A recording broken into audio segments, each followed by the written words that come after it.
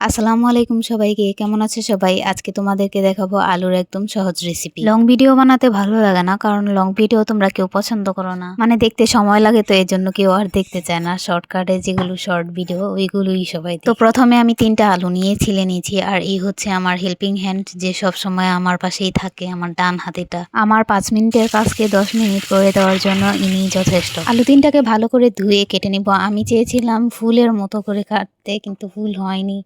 না হইলে আর কি করার, ফুল হইলেও খামো, না হইলেও খামো, একই। দেখো, আমি আগে থেকেই জানি এইভাবে কাটলে ফুল হবে না, ফুলের মতো হবে না।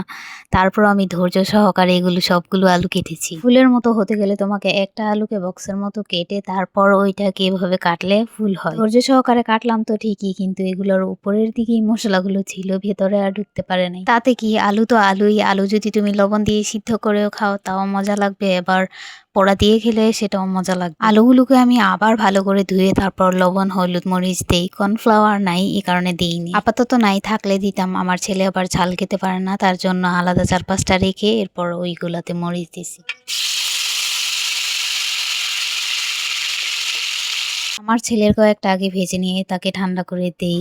দেখো, ফুল না হইলেও অনেক সুন্দর হয়েছে, এতটা খারাপও হয় নাই, আবার মজাও হয়েছে অনেক। ভিডিও করার জন্য আমি আমার ছেলেকে শিখাই দিতেছিলাম যে এটা বলো। ভিডিও করার সময় সে বলতে চায় না, আগে আগে বলে দিছে।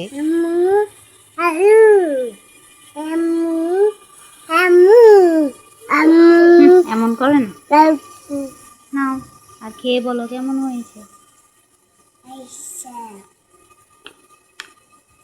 করো,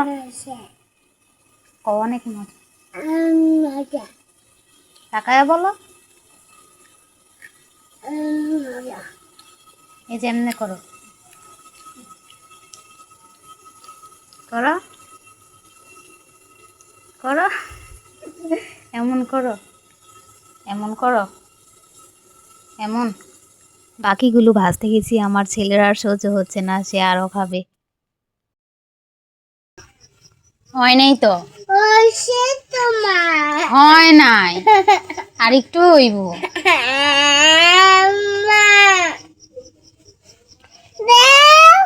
দিতাছি, তুমি না খাইছো? তুমি তো খাইছো। এখন আমরা মা ছেলেরা বসে বসে খাবো। আমি তো ভাবছি হয়তো সে ঝাল খেতে পারবে না, কিন্তু আলুতে তো অতটা ঝাল লাগে নাই। মানে মশলাগুলো করে তো অনেকটা লেগে গেছে, আর হালকা হালকা একটু আলুতেও আছে। বিকাল টাইমে কিছু না থাকলে আলু এরকম করে খেও, তাহলেও মজা লাগবে।